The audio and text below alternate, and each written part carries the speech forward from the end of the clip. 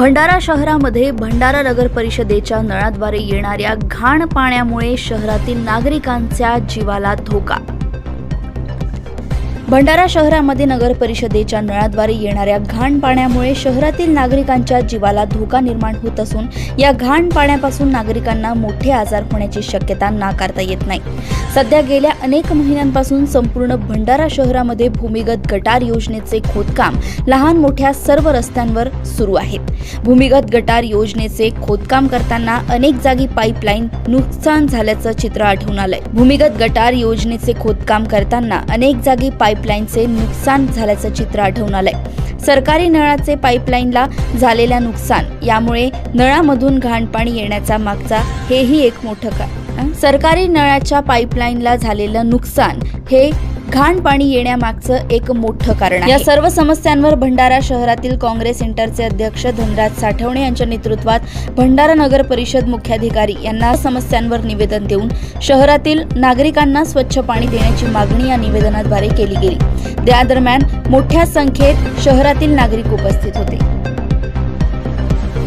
भंडारा नगरातील प्रभाग क्रमांक 7 मध्ये वैशाली नगर येथे पाण्याची पाईपलाईन फुटली आहे। त्या पाण्याने पूर्ण गंदा पाणी पिण्यायोग्य येत नाही। त्यामुळे पाईपलाईन फुटल्यामुळे तो गंदा पाणी बंद झाला पाहिजे आणि नगरपालिका प्रशासनाने लवकरात लक्ष दिल्यासाठी याकरता भंडारा नगरपालिकेचे मुख्याधिकारी यांना निवेदन देण्यात आले आहे। महाराष्ट्र गव्हर्नमेंटने 5 वर्ष होऊनही नगरपालिकेच्या निवडणुका घेतल्या नाही। त्यामुळे लोकल बॉडी नसल्यामुळे संपूर्ण प्रशासन कारभार भंडारा शहराचा चालवत आहे, परंतु भंडारा शहरामध्ये कुठेही प्रशासन लक्ष देत नाही असे आमच्या निदर्शनास आलेले आहे। भंडारा नगरामध्ये कुठेही नगरपालिका लक्ष देत नाही।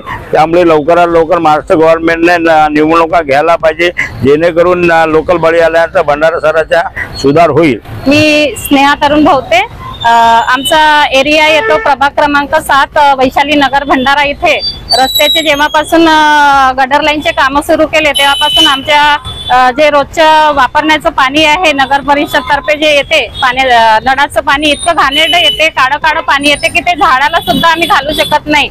आणि घरोघरी इतकी पाण्याची समस्या आहे की आमची सीओ साहेबांना हेच मागणी आहे की बा दोन्ही टाइम आम्हाला पाणी पाहिजे, सकाळ संध्याकाळ। उन्हाळा दिवस आहे आणि परत रस्ते इतके फोडून ठेवले आहे की कोणी पडेल।